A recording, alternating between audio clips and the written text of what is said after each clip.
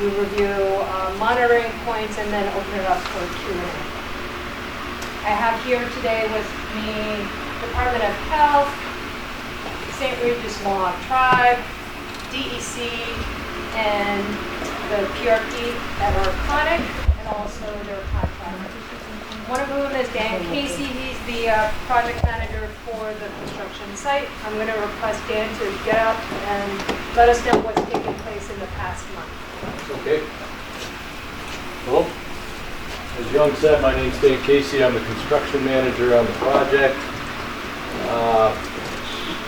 Just to give folks a brief update on the work that's gone on in the past month. Most everybody's seen this a version of this photo at least. This is the staging area where all of the ground support, shoreline support work is done to the project at this point in time. At the last meeting we had in June, we were at about 26,000 yards of dredging completed. At this point, we're just over 40,000 yards of dredging completed. We have moved down river. We're a little shy of halfway down as we continue with the work. I'm not sure anything's that one shows the full length. So right now, dredging's occurring right about this corner. All of this area from the T1 down through that area has been dredged at least once. A few places now have been dredged twice, and work is progressing along pretty well. Meanwhile, backfilling activities have now started up, and for folks, just a brief update or recap of how this is set up. Impacted material comes into this area of the bulkhead wall. This is all sediment processing. Material gets offloaded, sent through the processor. Portland is added. Material is staged up here for about a day until it's cured. It's tested, confirmed that it can meet landfill criteria. It's loaded out and shipped up to the on-site landfill at Alcoa. Meanwhile, on this section of the staging area is where the clean black backfill material is coming in. These are clean material piles that are then loaded onto barges through conveyor systems and different clean operation platforms take that material back to these areas that have been dredged and backfills placed. In between those two things, there's an awful lot of survey, a lot of different types of verification that gets done, as well as samples that get collected to confirm we've met the cleanup goals of the project.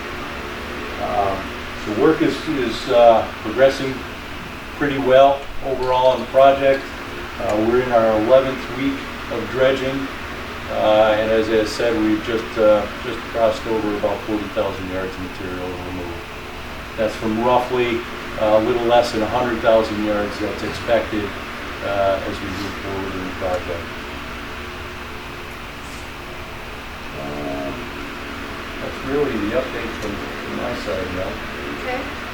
I'm going to request Sarah to discuss our monitoring data for the past month. Sure, so I'm going to start with the water monitoring. This aerial image, you can see the 4 red dots on it. This shows our river monitoring locations, and then we also have samples collected from the Alcoa East Plant intake and also the SRMP intake. So all of our water results for this past month have been below the corrected action level for PCBs as well as for solids. And then this figure over here, this shows our air monitoring network. So there's really, I guess, 4 networks, so to speak.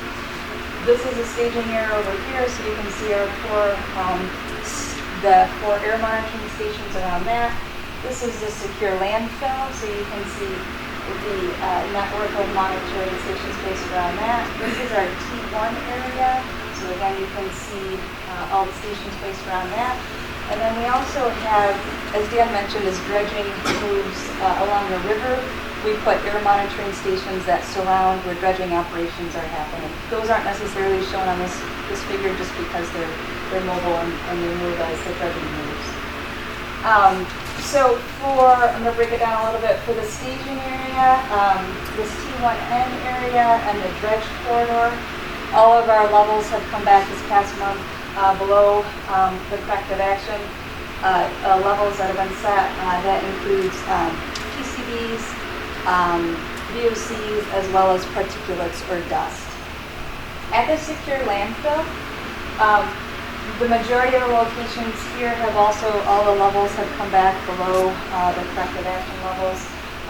There is a station here, SLF Air 3 and SLF Air 4. We have seen some levels above the corrective action level at those stations for PCBs. And so based on those results, we implemented some construction corrective actions. So Dan, I'll give it over to you. Sure.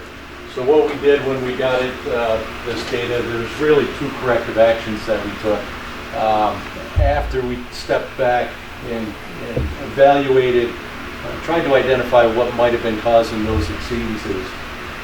One of the things we discovered that is leading up until that point, that a couple days prior, we were dredging in some areas that had relatively higher levels of PCBs. So we stepped back and said, all right, that's a likely cause.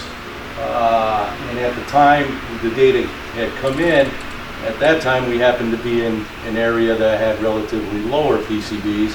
So we said the first thing that we can do, starting Tuesday afternoon, which would have been the second, we took and made a conscious effort. All the material that we had of lower PCB concentrations, we went, got it to the landfill and tried to get cover over the areas where the higher concentration stuff might have been. The second measure we took, knowing that we were coming into what was the holiday break for us, a 4-day shutdown at the site, is at the end of the day on Wednesday, we took posi shell material, which you've heard us talk about several times, and sprayed the entire open surface of the landfill to seal it up for the rest of the break for the next several days till we came back on site. So those were the steps we took. The one other thing that we did, and I'll just let me mention this quickly, is we added a couple of additional air monitoring stations. These two stations, when they did have levels that exceeded our corrective action triggers, they were in the downwind direction. So we added additional stations beyond these. They were about a quarter of a mile beyond these in the downwind direction. So you can see roughly a station went here and roughly a station went here in the opening. They were all within the Arconic fence line. So we set those stations up to run right after we realized we were seeing these levels above. And the results that we have back to date at those two new stations came back below the corrective action levels. And those are still running, so we will keep monitoring them just to continue to get data to verify the corrective actions. And all of our data are available on the website, thegrassriver.com. Yep. Duh or just Duh. Yeah. Grasse, Grasse, river, RIVER.com. And that's where all the data is at. Yeah, Wow, so there's a whole lot of things in there. I think you have to go into environmental monitoring, and then they segregate it by 2018 data and 2019 data. You gotta look for the 2019 data for the most recent data. They may also segregate water data and air data. It does, yeah. Yeah, there'll be a link for air and water. You can click which one you want, and it'll just drop you down the page. It'll show the same type of figures as well, so you can see the stations. That's it. Is the data that you have on site, is it provided by icons and signs? For the Aerosolized particles? the particulates, yeah. Yeah, Yes, so it is divided by, it's PM10 monitoring that we're doing. the parts per million, but not the size of the No. actual. 10 microns. Yeah, Yeah. Yeah. yeah, yeah. So the parts per million associates with the airport for the PCB data. The microns that you're talking about associates with the particulate matter. We do have that data, and it's in the units that you were speaking of. Yes, correct. So basically, that's what we cover, and then we open it up to Q&A. Yes. Where you found you had exceedances, you said it came from an area. Are you giving more attention to that area? You must know exactly where it came from. Yeah, Donnie, we are. We're progressing as quickly as we can to get the area backfilled. Meanwhile, we've done another cut in the area, gotten the samples back, and for 101, have we reached the cleanup goal yet? If we did. I don't think we've done the final sample. Final samples, yeah. So we're expediting the actions to get in there and finish that work. In that area where you found that heavily contaminated stuff. Correct. The question though, when you found the exceedances at the landfill, once again, it's always been my concern, as you stated, you put in a couple more air monitors downwind. Last week we had a significant amount of east wind.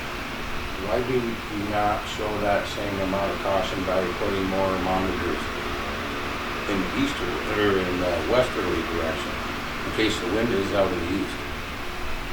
I can understand that if you were concerned with those levels being a little bit higher, that you went downwind. It's been my point all along that the wind doesn't always blow out of the west. Why didn't you go the other way to see if something was escaping the site and getting into town? We do have monitors that are on the west side of the landfill which would capture an easterly wind, and those all came back as below the levels. I don't see them. I see one in the transect one area, but I don't see anything. So the landfill. Yeah, I don't know if you can see it. All these stations surround the landfill. So we've got these on this side of the landfill. That's where you got your exceedance. No, the exceedance was over here. So, yeah. So the wind is coming predominantly out of this direction, so even the stations in the downwind direction, we didn't see anything at these stations. The levels all came back there. So there's two other ones besides those four around. Yeah, they're not showing on this figure, but yeah, there's these two stations and then there's two stations roughly here. Thank you.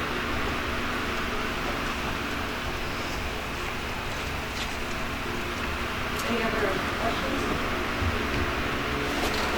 Yes, actually I have a couple questions.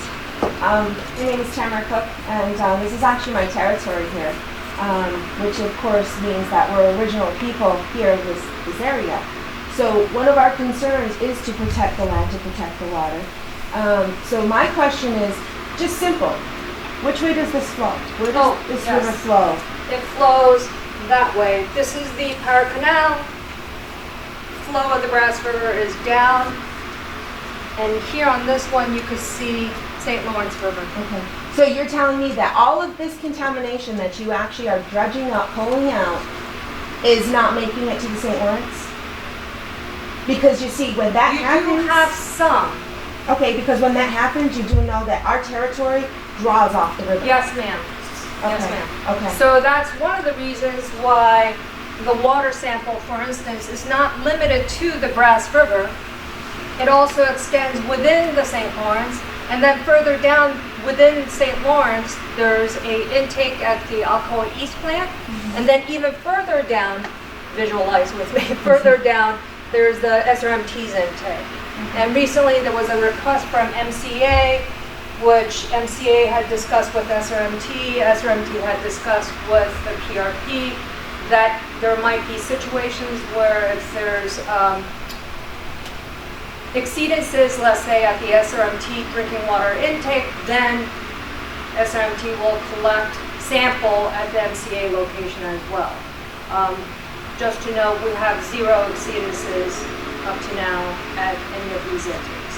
Okay, because before this started, I don't know if you guys actually look back into the percentages here, but we have probably about 7 people that die a week in our territory due to all of these diseases, all of these different rare things that are coming from all of these chemicals, whether it's Alcoa, whether it's okay, so on top of that, okay, now we're adding the fact that you are now taking everything out of all these sediments out of the side here without, where is the impact statement for any of these animals, any of our animals that live in the water? So none of these fishes fly out, go outside, right? They're not going to end anywhere. You guys have this completely contained, right? No, so at Superfund sites, equivalent to an impact statement, EPA has to conduct a risk assessment. So risk assessment was conducted at this site, and that includes both human health risk assessment and also ecological risk assessment. That is done during the remedial investigation phase, and that was already conducted prior to deciding what the appropriate remedy for the site is. That was determined in 2013. So all of that risk assessment work was done previously. It was extensively studied prior to us going out to the field. Even after determining what the appropriate remedy was in 2013, it took us several years to come to this point to do actual construction, because it took several more years to do additional sampling and then to have the right design for this site. What were the alternatives to actually going in and dredging this out and actually putting it all back into the river? What were the alternatives to this? We had looked at 10 alternatives, and it's not so fresh in my mind, so I can't go into all of it right now, but it went from do nothing to dredging everything out of this river. So there were 10 different alternatives in between. Okay, that's all I have for right now. But that website I mentioned to you has the documentation that went out to the public discussing the proposed plan, which discusses the 10 alternatives that we looked at. It also has even more detail, if you want, of the remedial investigation reports and where to access that if you want. Because my understanding when this actually was brought to the table is that this was not brought to the table and in front of our traditional chiefs, the ones who should have been at the table sitting there discussing this. Because had that have happened, we would not have such a low count, because that is what we're supposed to be doing. We're supposed to be responsible for the water and the air. But when it was brought to the table, it was kind of limited to the St. Regis Mohawk tribe, the NCA, and then between Messina. There's actually different governments there. Okay, so it's my understanding you're saying you're not part of SRMT. You're not part of MCA, and you're... I'm from this territory. I'm Iroquois. Okay. I'm from this. This is where my parents live. This is where my ancestors live. This is where we've always been. Yeah. So when it was brought to the attention that this was going on, it was like, okay, how much say do we have to actually what's going on here? Yeah. What exactly is going to take place, and what is going to be put in safeguard so that children that are playing here on there that don't know any of this aren't going to be harmed? Because you're telling me this floats all the way down.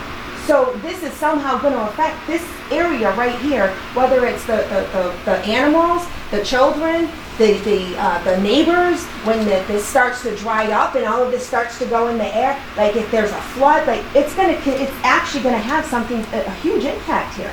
Well, actually, we do preventative work. So for instance, you'll see the silt curtain in the area where we're dredging. We're doing the monitoring. So we don't see, the whole... Do you live by the water? No, ma'am. Okay, do you drink the water from the river? Because that's what we do. But I don't drink the water from a river anywhere in America, just to be clear. But at the table, as you were But if talking that's all about you the have, tribal if that's all you chiefs. have in a community, then that's what you're stuck to, because that's what our communities are being stuck to. Right. We have to deal with what comes out of this river, because that's all that flows through our house. This is all I have to shower with. This is all I have to bathe with. And if I can't actually go and afford to go buy water, and if I can't actually go and pay somebody to go take me to get spring water, this is what I'm stuck drinking. To go back to addressing one of your comments earlier about the tribal chiefs not being at the table were tribal Traditional. chiefs from From the St. Regis Mohawk tribe and the Mohawks of Akwesasne, which those are third-party registered groups that are acting on behalf of our tribes. They are not full representation of all of our people. That I'm is just the sharing point. with you who was at the table. I'm not I'm saying. just sharing with you Yes. how our perspective is on this side here, okay? There is more than the St. Regis Mohawk tribe, there is more than NCA. There is a Okay. bunch of people in the community that felt they had no say and no participation because somebody else stepped up for them. Okay. Whether this has been going on for a year or not, that's irrelevant. This is something that affects the entire community. So everybody feels as though they should have had some say somewhere, somehow. And they don't feel that they did and they were fully represented. So, but again, thank you for your time. I'm just here, I'm an observer. No, thank you Just, for coming and yeah. speaking out. You're educating me about, other community members here, so it's always good to know. Like I said, the website also has additional information, past information, things that went out to the public. Any other, yes, ma'am? So, I made a position for the investment, and then the only full-time position was the dredging side, so that would be the So, in discussions with other physicians who work in Cornwall, it's been quite obvious the amount of allergy and cancers to be found. And that's why I asked about the air quality. Our rates of diabetes and cancers now in the community are so high, and it's high inflammation. When you're directly in your bloodstream, it's less than 2 microns. And that's why I asked what the size of the aerosolized particles are, because if they're less than 2 microns, and is there a plan to sort of stop? I don't know. I don't even know. I have to actually really fight the website because the children, those kids that were born before all of the regulations about how many fish to eat, no fish, and you can't eat from the garden, and you can't drink directly from the water, and we lost everything. We lost our cattle industry, we lost honeybees, we lost trees, we lost fish and garden, everything all happened at the same time. And those children who were playing in the water and eating the fish and eating from the land are now in their 40s, 50s, and 60s, and they're very young and having a lot of people dying like that. And that's what she's referring to. It's actually, from where I'm standing, incredibly urgent. And so if we seem really worried, it's because we are actually living through these deaths of these very young people. And the only risk factor many of these people have is the fact that they're living off the vaccine. So I thank you for answering. I know you may feel like you're being, you may feel a little bit that would be, for instance, that I'm being aggressive, but it's because of where we are right now. We're very, very concerned. And I will tell you that a high percentage of people come into my office talk about their illness and how it relates to this particular situation. It's on all of the discourse, especially when somebody young dies. So there are more of us because we are really actively concerned, even on the Canadian side, because what's happening in Canada and in Cornwall is very similar to how to treat the things as things that we're seeing. First, I would request or ask if Scarlett had any response. Scarlett is she's my colleague with the Department of Health. I have, we actually have cancer surveillance initiative, and we have unusual patterns of disease that are studied in New York State. I'm not sure how CA fits into that, but certainly I would definitely recommend contacting them to speak to some of these specific concerns, because we have a lot of information, I think, that we should be able to coordinate.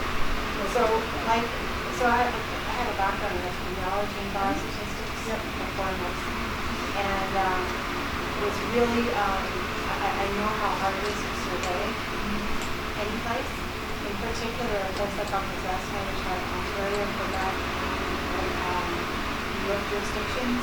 And so that kind of surveillance material, I think, is really underreported because of the transient nature of our community. And so as far as that information, I mean, I guess it would be more general to the area, but as far as what we're talking about, which is downriver from, the previous Alcoa and Dallas and GM, like what are we seeing there? I don't know if we get that, capture that in your. You may not capture that in the pre-existing data and information that you have, but I still think that it would be beneficial to coordinate with them, although I know that you probably have a very significant amount of information on this that you're in and you're within it. At the same time, there may be something that would be like on coordinating efforts. Like a sentinel on this. Yeah, we could sort of everything in one. Possibly, I mean, for the other scenario, cancer is not just one disease, it's many different diseases. They all have different risk factors that are associated with them. So the types of studies when they do these unusual patterns of disease and look in specific areas, you need to have a few different things. You have to have information on cancers or the other diseases that are reported, and then location-based as well, and you have to have some sort of what you expect to see, because there's a certain amount of cancers that just occur in general in order to try to look at any sort of potential exposures. I'm not sure that the linkage is really very helpful, because as a physician, I'm not so much interested in the numbers. I just want to know what guidelines do I use in prevention and in screening, because it's different compared to Ontario or Quebec screening. I don't know what New York is there, but our screening has to change because of this environmental impact.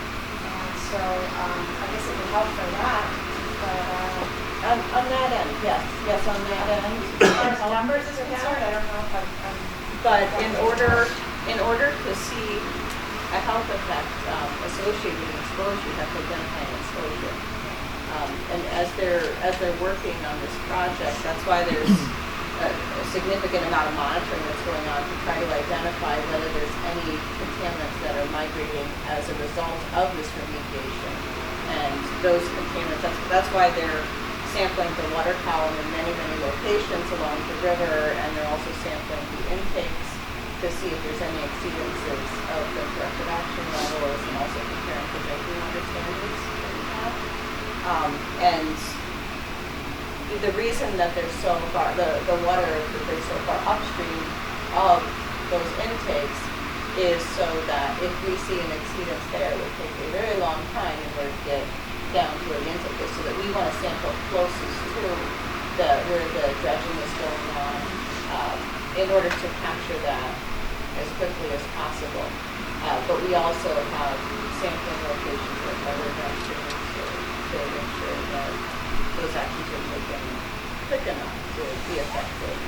As far as the air monitoring locations, very similar concept. I mean, the comparison values that they have, the corrective action values that have been set are very proactive to get an idea if we do have an exceedance of one of those correction action levels, to inform whether some sort of a change is needed to address those. They're not set at a level where we would expect a health concern, even if somebody was right there at that monitor, but they're set at a level where we would absolutely be able to see, okay, if we have an exceedance of this, we need to do something.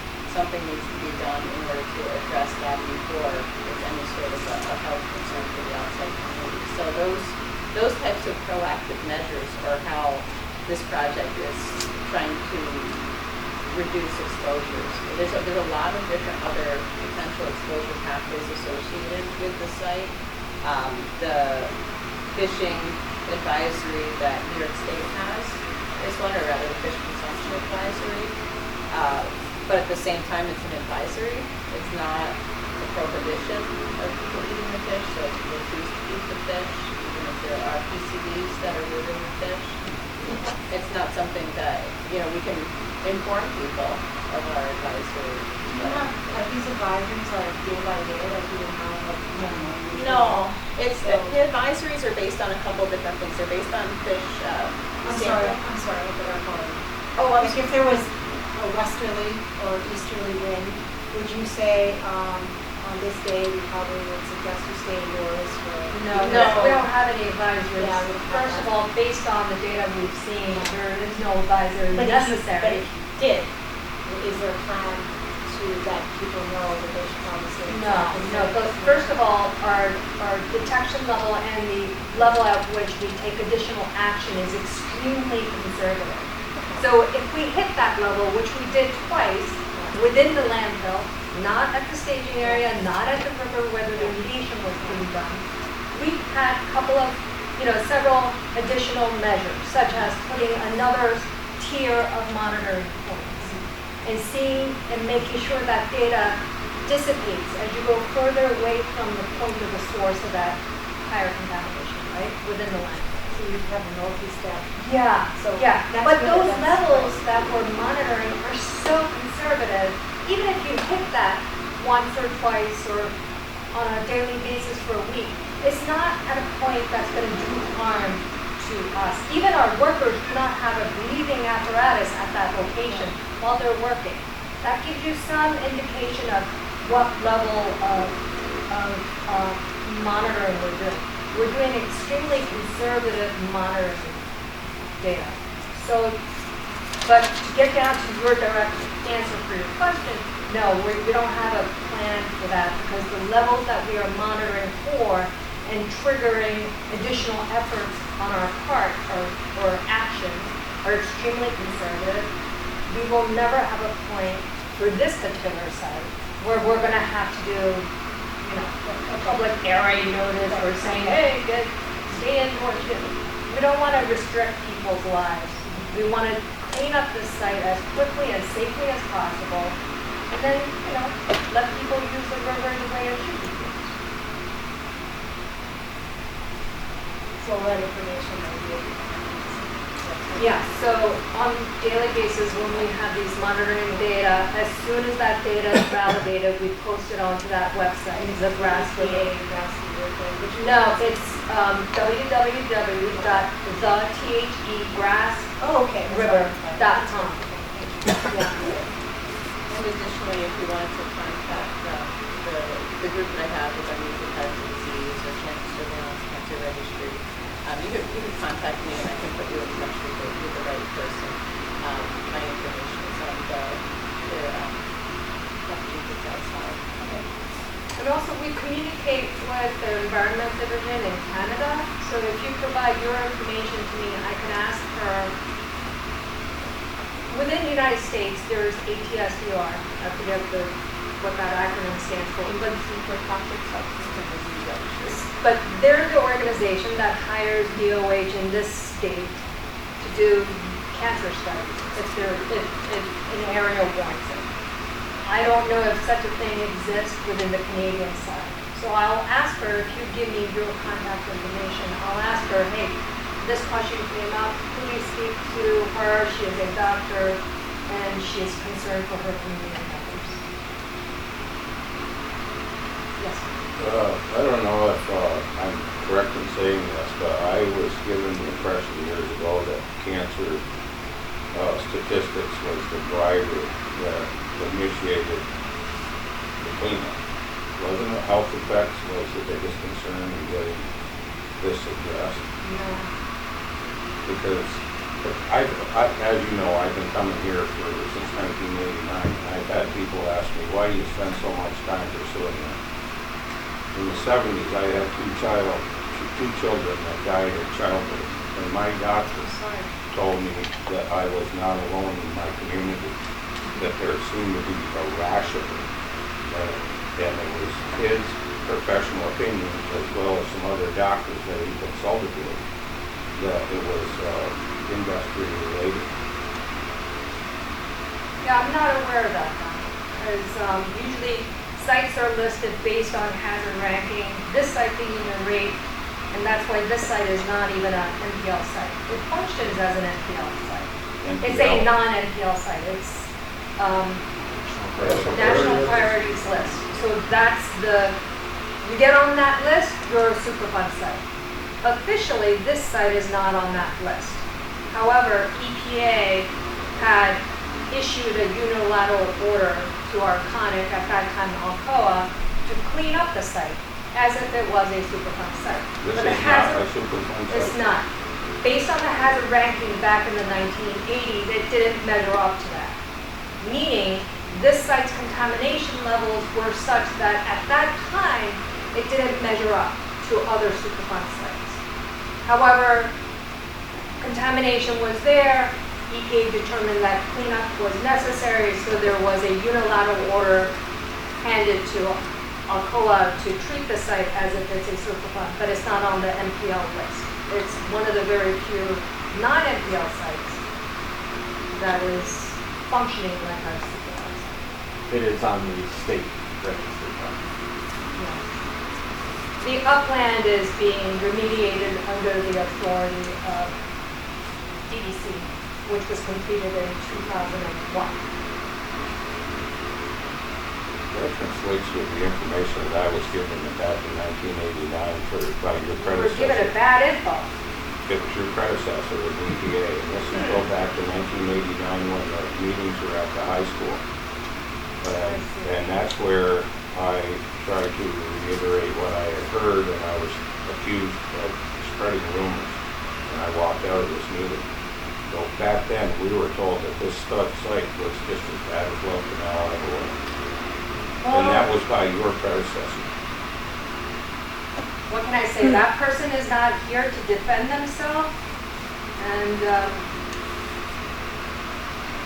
We what were else? told that designation of toxic waste site had changed after Love Canal because of the widespread panic that it caused. They ended up buying outlying area properties because of the panic that was created. And we were told, and this should be in the records, that what we were designated at would never be classified as what Love Canal was because of that widespread panic. But going back to those initial meetings, I was just an alternate, but the principal in the group, her and I have had discussions, and we both remember being told that.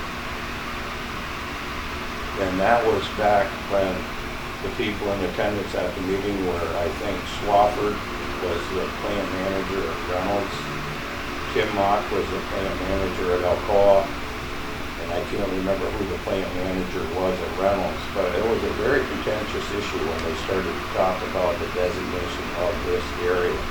And there were comparisons made to Love Canal.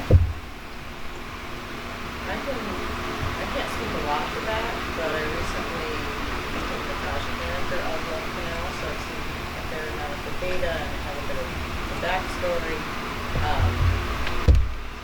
The concentrations at most of the sites that I've managed have been compared to Love Canal. It tends to be the point at which people compare, is this another Love Canal or something that, we hear that for a lot of sites, and comparatively, the concentrations of contaminants that we see here are not similar to Love Canal. They're not at the point of where Love Canal was back then. I'm not saying that, Love Canal was kind of a bit of a learning experience. I think a lot of, it was one of the early on ones that our program started. And there were mistakes made. They ended up creating a panic, and they had to buy properties up well outside the affected area. I know they did buy out properties, not all of the properties. I actually was there not too long ago, and there are some people that still live in those springs. It's not something that we consider to be an exposure concern in those areas, but I think that there were some ultra-conservative moves that were made at that time because there was such a significant amount of contamination in that area. They were being proactive and they were learning as they going as well. But, you know, we certainly have a lot of information on that, you know. One of the concerns I've had is the emphasis on PCBs here and on VOHs. In the initial years in the remediation action plan, we were told that there was everything in the periodic table of chemistry at these sites. And we were told, and this is a quote, that for years they used these tanker trucks of, say, formaldehyde, and that was abandoned because it had some nasty side effects. So they, for decades, they used tanker trucks of this other, say, in the etching process in 140, a different type of acid or caustic, and that was abandoned, and then they started using this. Now, as this all accumulated in the ecosystem, we were told that it would take a team of scientists 30 years to figure out what was created by using this for a decade, and that for a decade, and that for a decade, and then having it. You knew what each one of these individual compounds were, but you don't know what the soup was after it was all mixed up in the environment. And that's always been my concern, that the only thing we're looking at here is PCBs, because there was heavy metals, there was all the alloying elements that they use in the aluminum smelting process. I worked in 140, we used different types of... Donnie, as I recall, we had discussed this item, we brought this up previously, and my response previously and now is, in the beginning of the investigation, we sampled and analyzed all the contaminants. The full VOC, SVOC, metal, pHs, the full slew of chemicals out there were tested. And the ones that weren't based on the levels found, remediation was the contaminant of concern that remained. At this site, that contaminant is PCB. So every chemical contaminant was analyzed. We have the data. We could share that with you again. And you can see what the levels were and how the scientists determined that PCB will be the only COC for this site. So I think we should give others opportunity to ask questions. If they have none, then you could have the floor again. Just let me make one more point. Okay. In the landfill, you had a surprise. You had an exceedance. Because you're testing. It wasn't a surprise. That wasn't a surprise when you got No, that exceedance? it was not a surprise in a sense that we were dredging in areas that had a higher contamination level. So if we had a blip within our landfill, it's not a surprise. So It would be a surprise if after putting these additional efforts such as the Posi shell, putting in the other monitoring points, if the levels did not go down, if the levels does not dissipate as you go further away from the landfill point, that would have been a surprise, which didn't happen. So none of it is a surprise. I guess that's why I use the term surprise, because you put X number of monitors there and then all of a sudden there's exceedances. Well, we're going to put up these extra ones. That kind of sounds like that was a surprise. No, the logic behind it, okay? So this is where the contaminated stuff that we dredge out, we bring it here. This is the landfill. It's surrounded by monitoring points. Part of the second tier was part of the action that we needed to take once we had that exceedance. One of the actions we took was covering this up with Posi shell, because we knew that we were going to be going away for a few days because of the holiday, 4th of July. The other action we took, we put in second tier downwind with an expectation that as you go further away from your source point, you want to see levels going down. And based on the results, we're seeing exactly what we anticipated.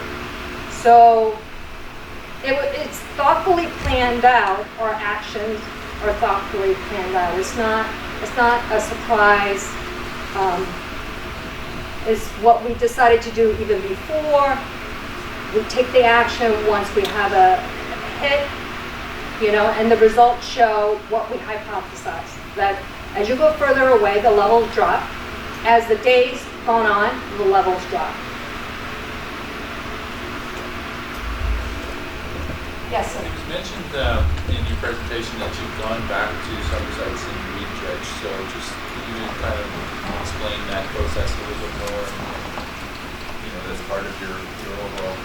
So the second dredging is done because you couldn't access some of the sites earlier, or you're dredging because you can't get it all in the first dredge? Sure. So what happens in the first pass dredging, the contractor's following a design package that's been put together based on years of study and data. So based on those samples that have been previously taken, we call them dredge management units, areas of impact are identified. They're giving a lateral extent and a vertical extent, and there's an impacted pocket that the contractor is going in and dredging. After the contractor reaches that point, a couple steps of verification are done. First survey is done to verify that he's reached and addressed all the material that was in the original design. And that may take a couple passes by the contractor. Once they get to that point, then we verify it. The survey data is provided to the engineering team. They confirm that they've met those initial limits, and then a sampling crew comes in and does verification sampling of the area. When that data comes back, then there's a decision process that takes that data, evaluates what the levels were that were identified in the samples, and as a result of that evaluation, it's either determined that they've met the cleanup goals for the project or they've not, and then that's triggering a second pass required. Based on that data that comes back then, in the event of needing an additional pass, that data goes to the design engineers. They take and evaluate the depth and the area that's impacted by that, represented by that sample point. A new design is taken to address that hotspot. That goes to the contractor. Then they come in and do an official second pass. And the process continues. So those are core samples where you kind of look at the horizons and see how those values change with depth. Yeah, exactly. The Snell Lock, when you discharge it, the water would come back up the Grasse River. Now with the dam open with 7 openings, that water's going down pretty fast. Is that affecting your department? We're not seeing any impact to that, So the water's not coming back up like it used to? Correct. Because of the flow of... Now, the water is a little bit higher in the Grasse River than typically this time of year, and it's because the St. Lawrence is high, all of that water's being passed. But that's the only impact. We're not seeing anything with regards to flow. Backflow from the ice front of the Snell Lock, you're not getting it? Well, we get it no more or less than what we've seen in the past. Okay. Yeah. Again, may have addressed this question, but I've gotten the details. So on the website, there was quite a lot of residential fish monitoring that was done prior to the construction project. Every year for like, I don't know how many years. Established a pretty good baseline. But it says on the website that the residential fish monitoring was stopped as you went into construction phase. Yeah. So the idea is to resume the residential fish monitoring afterwards? Yes. So it gets your before and after? Exactly. And you stop it during the residential construction because? We know it's going to get elevated. It doesn't provide any additional information that would impact our design, construction, or anything. So why collect that? But as soon as the remedy is completed, we'll go back to monitoring again. You go back to that 2005 data that showed the increase. Was that sort of at post-construction? That was during, but that was different because that was not the remedy. That was a pilot project. So for the pilot project, we normally do a lot more extensive monitoring to measure for other things. So for one of the things, we anticipated that the levels would go up, but for the pilot purposes, we wanted to see how much does it go up. And then, following year, how quickly does it come down? By not collecting that data during the year of the remediation, we won't know how quickly it comes down. So that served a different purpose.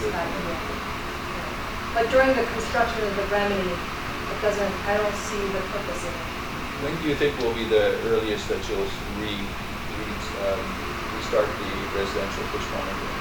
As soon as we're done with the construction. Okay. Construction as in the dredging of the catch. Yeah, so that's a 2-year process. Yeah. So We got in 2021. We got done by 2021. So the only concern I have with that is that's, because there's a pulse of PCB in the residential fish that's part of the food chain, that fish move. It's just, to me, it's part of the bigger picture about food chain transfer and the potential impacts to the broader fish community. And I mean, I get your point. I see from a logistics point of view, but it seems to me that some fish monitoring should continue to occur. I guess it's maybe Department of Health, because it's all about transfer of the food web to sports fish that end up, because I know that in such I realize it's dredging, no pun intended, quite a lot of concerns because there's a lot of problem fishing. But it's, I mean, the main thing is to ensure that there's continued monitoring, yes, of the fish that people consume, and that's going to continue, of course. So. The fishing advisory that's set already as a fishing advisory, and Will continue. It would continue through that when there's sufficient data that indicates that the fish concentrations have declined enough and maintained that lower level, that we could relax the advisory, that we would work through that. What I'm trying to get a handle on is what kind of actual monitoring is, like the xenobiotic study that I received seems to be a one-off study, right? There was a study that was funded through the Great Lakes Restoration Initiative. So when it's just what is in place to ensure that there's continued understanding of what the concentrations are again through this process, because it was only a one-off monitoring study. There's no guarantee that we're going to get more data. Or is that something that you signed on to do? No, when I did the xenobiotics work, it was previously done, I believe, in 98 or 88 or something? 88, 89, by my boss, Bill Rocket. Yeah. And then I redid it 4 or 5 years ago. And then it's not anything that's in the order trade now. I would sense we've got a different position, maybe somebody else. That's separate from this. Right. The site will have monitoring. The site just uses indicators. Right. The site will have indicator, but after the construction. Right, correct. And it will be a lot more frequent than, every decade or every decade. And also the other species, for instance, species that are more desirable for consumption by the public, will be added on once our current species that we monitor, that we normally monitor, once they start going down, it makes sense at that time to add these other species. It's a lot easier to get funding for game fish once an advisory is relaxed. GLRI is not going to give you funding now. To sample fish when the advisory is open. And I know MTA also has a do not eat fish in all of the waters of the St. Lawrence, essentially. Is my understanding. It's anything below the dam. SRMT does. Yeah. And MCA, I don't believe, has. I looked at the Quebec and the Ontario, they're a little bit different. Yeah, Quebec and They're Ontario not are the very, same. very different. But Even though it's St. Lawrence is on the other side, they're not the same. What I'm finding and what I'm concerned about is that this is sort of an area that doesn't get monitored on a regular program, because Ontario doesn't monitor cells in Long Island. Quebec monitors at St. Anisette, which is quite a bit east of here. And other than the sample you've done or in the past, I'm not quite sure who does that sort of sport fish level monitoring in these waters. So that's a little bit of a concern I have. Because I understand that, that. I did bring your concern up with my counterpart at Environment Canada and they spoke to them. Let them know that, we have several questions from Canadian citizens. And I welcome them to participate in our meetings. And when I get any questions from any of their citizens, I will keep them informed. And if they wanted to come and participate in our meetings, or any Q&A, they're welcome to do so. The sense I have is that in a way, with respect to this project, it's not really considered to be, it's kind of not in scope. So I work for US EPA. Yeah. The PRP in this site is Arconic. US EPA as a federal agency has no authority to demand any action on a Canadian side of the river. Sure, but there's still some, there's still American waters in the St. Lawrence downstream. And That's why we have monitoring that they've conducted even within the immediate downstream into St. Lawrence, even though the site limit is Grasse River, because it could have a potential impact from that site. So that's the logic we use to demand additional monitoring, whether it be water or fish, to the PRP. To go beyond that and demand go into the Canadian water, I don't have that kind of authority. When Arcadis does their fall sampling, they get a permit from my office and they go all the way down to that. But like I said, that's just Additionally, our recommendation that we have with our advisory for DOH is really for everybody and anyone who's interested. Yeah. Regardless of whether you're tribe. Well, and I'm trying to be difficult here. I'm just trying to say that there's sort of like it's an issue that kind of falls through the cracks because you do have those, and then St. Regis actually has their own advisories, but I'm sure that there's sort of now managed DOH, or at least DOH Yeah, now I think, minutes I are. think ours is more yeah. similar Right. to SRM. But again, and if you go on the Quebec website, they use a different, it's 3 or 4 different sort of, so the poor angler who's not attending the meeting, who's out there fishing in this area, sure is quite not sure what to believe, in a sense. So it's One of the recommendations from last month's meeting was regarding posting, and one of the other comment was there's a boat launch here, and people access this way, and there's some signage. So DOH has brought some signage, and we're going to speak to powers that be who have authority over that signage, if we can access it, and if we can request them to post it so that people can see.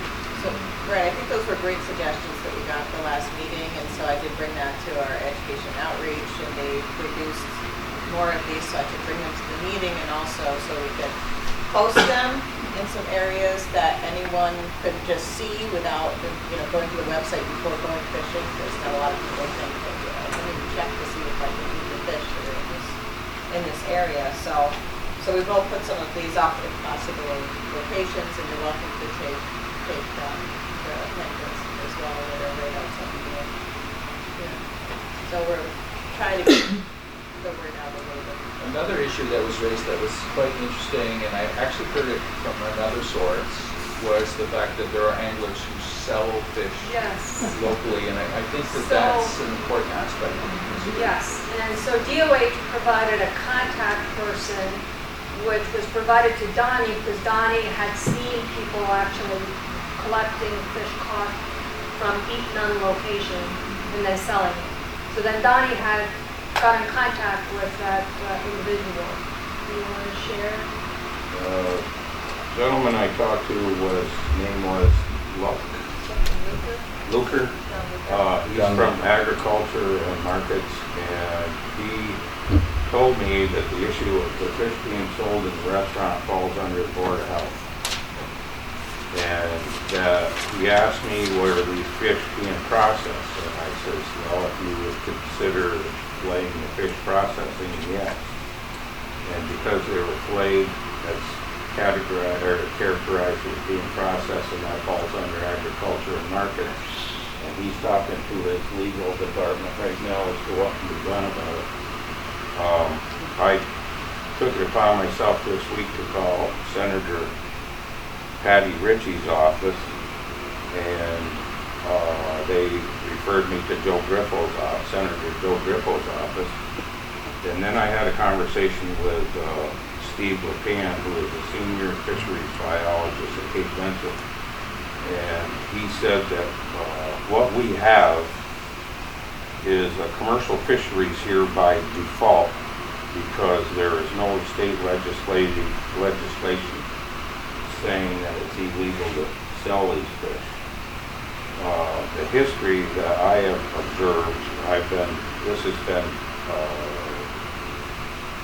a topic of concern for me for quite a while. We, on the St. Lawrence County Fisheries Advisory Board, took it to our county legislators, who took our concerns to, at the time, Senator Jim Wright, and we gained no traction on the issue. When Darrell Albertine was senator, on our Fish Advisory Board, we had various members of law enforcement with the DEC. And we were told that in the definitional law and conservation law is that if there's a closed season or a bag limit, you cannot sell those fish. And at the time, there was open limit on perch. You could catch them all year long. There was no closed season. There was no bag limit. So we went to our county legislators. We had a limit of 50 fish put in place. And it was our intent that if, by the definition of the law, there was a closed season or a bag limit, it would make it illegal to sell, in particular, the perch. For some reason, with Darrell Albertine as our senator, we gained no traction on that issue, and there is indeed a contradiction in law. There is a limit, but they can still sell it. It's a gray area. From the senior fisheries biologist I talked to, he said that there needs to be something put in place, because that's just not an issue here as far as selling contaminated fish. It's a shared resource, and what we consider hook and line fishermen, the ones that are out catching them, some of these people are going in and day out, and I've witnessed one angler in particular. He'd get his limit, he'd bring it, he'd call his wife, she'd show up at the dock, she'd drive away with his daily limit, he'd go out and catch another one.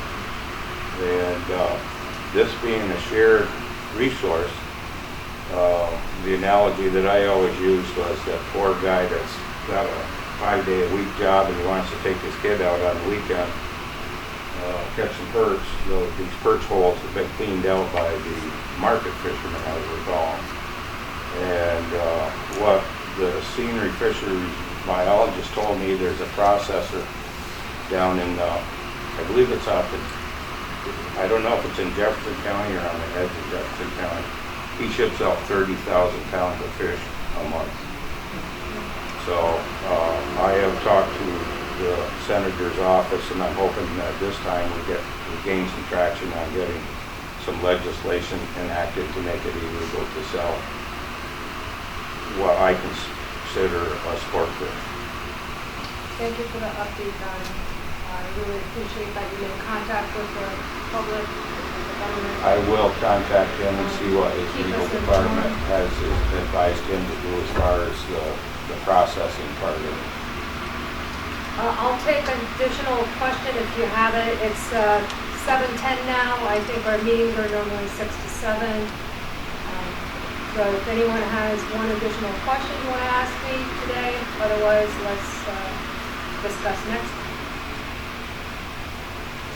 Oh, I got one question. Oh, did I say? Quick answer. In transect 1, what is all the concentrated effort being done? It looks like you're building up some kind of control structure or something Oh, the upland area. next to the bridge, or to the Yeah, the dam? upland area. That's the T1N upland, remember? Between the bridge and the dam. Is that like a control structure that you're working on there? No, we have contaminated soil in the upland area, so that's part of our remediation. We're also remediating that upland soil, that T1N. I think that's where you're talking about. From the Alcoa Bridge, you see it on the left side. From that little park across the river, you get a good viewing, except now there's like overgrown bushes. You can't see it as well. We used to have a nice clear view. There was a control wall built so that the rest of it is, Yeah, which is coming out. Oh, okay. Well, thank you. yeah. I do have a question. What are you Yes. doing with this soil? Like, where is it going? All the What is contaminated material is going to the landfill. Then where? Just to It sit stays there? on the landfill. This landfill is regulated, it was constructed, it has a liner. Any kind of seep gets collected, it gets treated. We also have groundwater monitoring points surrounding it. So, but it's strictly stuff from Alcoa's plant. It's not from, they're not receiving anything from anywhere else. So it's just remediation effort from the Alcoa facility and the remediation from the Grasse River site.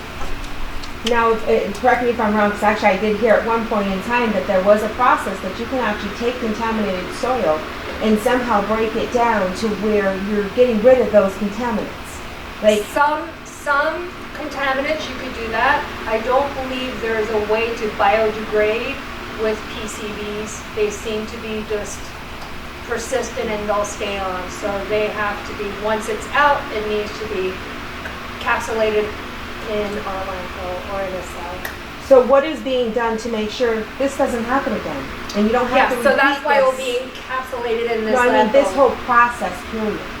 That, you know, there isn't any dumping, there isn't, what is being put in place? Because my understanding is EPA is something that's supposed to have these in place. So this doesn't have to happen in another 20 years. You don't have to go up there and do it another 20 years. What is being put in Yes. place to protect these waters so that The these things contamination don't occurred continue? though before existence of EPA. So what are you putting in place now to protect them for the future generations? Point In the United source of the States. pollution that's been shut off. It's not coming off the industrial sites anymore. And PCBs are illegal now. The industries can't use them anymore. And any water that's treated on the site is discharged and monitored through DEC as part of the state permitted discharge elimination systems permit, or the SPEEDIES permit. So that is something that Alcoa and Arconic have to apply to the state. They monitor, they provide the results to the state, and we either keep the permit, or we can decline the permit, but make sure that they do all of the right treatment so that they're just discharging excess water, clean water, into the river. Thank you. I'm happy to see some new faces this week. I hope you come to our next month's meeting. We're going to have monthly meetings through September. So I welcome you. If you see some data that you want some explanation, please feel free. Also in that website, I believe it has my phone number and also my email. Feel free to contact me. You know, previously you had meetings on the reservation and had one here. Has that been discontinued? Sometimes we had difficulty finding space. We also had to pay for space. This made it easier deciding on a second Wednesday every month, fixing one location. It just made it cleaner. Then we only advertised once. And I lost my contractor who did the advertising for me, so this just kind of simplified things by taking one location. I like it better because everybody's being informed rather than this group over here and that group over there. Okay. I do have a good. question. Yes, ma'am. So is the tribe and the Messina area all in agreement that they want this dredging? No, I gotta say, the SRMT, when we came up with the remedy, proposed remedy, they were adamant that they did not agree with it. So we have that letter, if you want to see that letter, it's for the public. The tribal chiefs, the chiefs at that time did not agree with EPA's chosen remedy. And how about Messina, the residents in Messina, are they against There was it? some mixture, some people were okay with it, some of the comments were not positive, but for the majority of the citizens who reside in Messina, it was, positive. So then we just go ahead and do it. It was not based on the public's responses. We look at several criterias. Public comments is one of many criterias that we make a decision on whether a proposed plan goes forward. Whose decision? All of that is public record, so you could see all of everybody's comments, inclusive of the tribal chiefs, if you wanted to. It's also available at the library, both Messina Library and the Akwesasne, and it's also available at the SRMT's Environment Division. And I think I actually asked you this before, but who actually came up with that decision? Whose decision was it to go and do this amongst the other 10 choices that you had? Yes, the ultimate decision for the remedy at this site was with the the regional administrator and the EPA region team. And that was based upon public comment also too, wasn't it? Yeah, that's Some one of people were many dead set criteria against they any look of at. this. Yeah. And the administrator at that time, after remedy was chosen, at the request of the tribe, attended a post-decision public meeting at the tribal to explain why she made the decision that she made. But, yeah. And that's on public knowledge also? That meeting was not recorded, so our public meeting for the purposes of proposed plan discussion, it's required that we have a recording of it. So we have a transcript, which is available for public to look at. The meeting that took place with our regional administrator at the tribal land, after the decision was made, there was no requirement for public recording of that.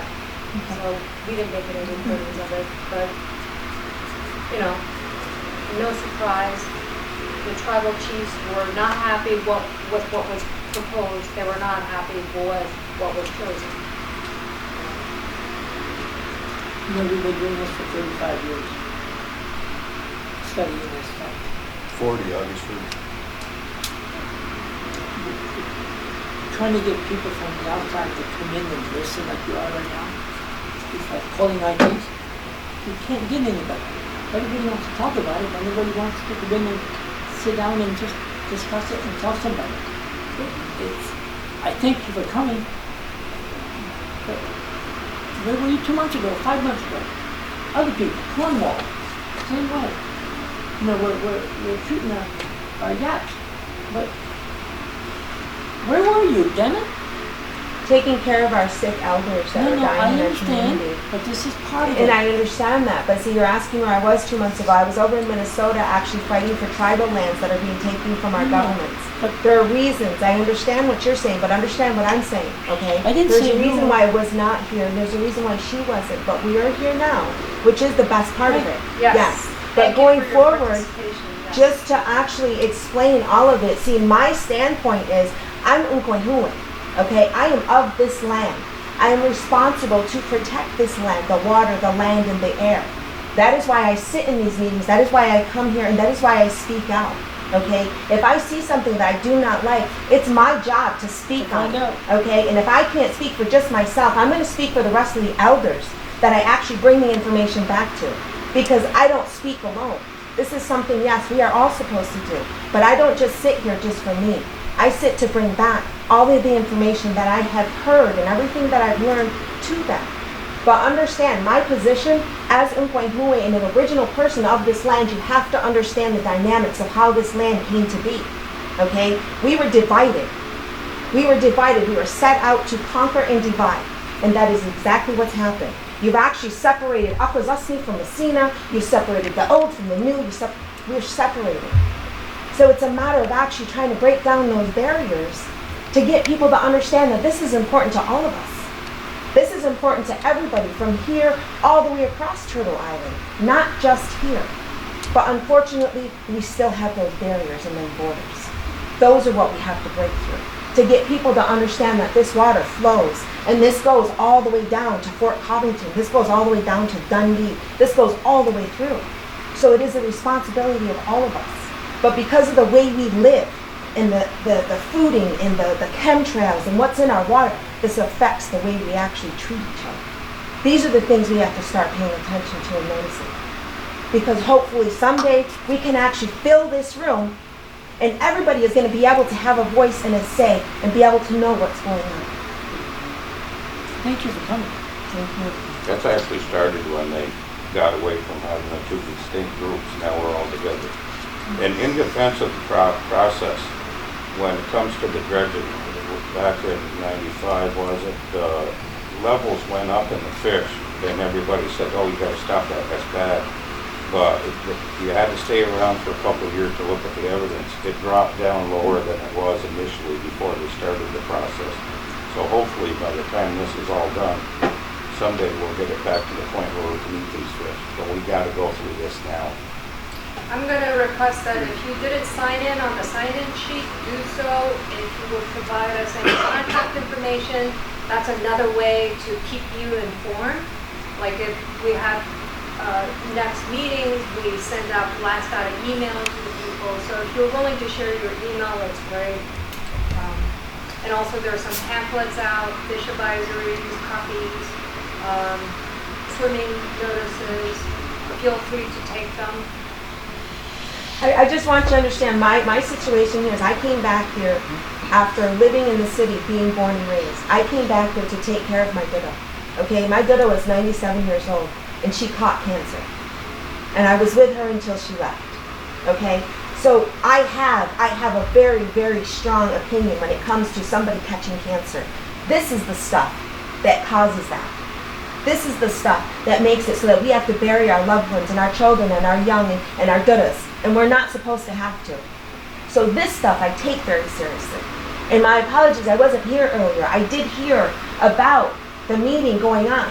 And that is why I actually mentioned something to you before, was because, see, at the table for us, within our culture, we're supposed to all sit at the table together. All of the people that are involved, not just the EPA and Messina and all of us. This is how we're supposed to make our decisions. Not just one person decide for all of us. Thank you. Thank you. Thank you for coming out today, tonight, and I look forward to seeing your faces next month. No, The month you after don't. that.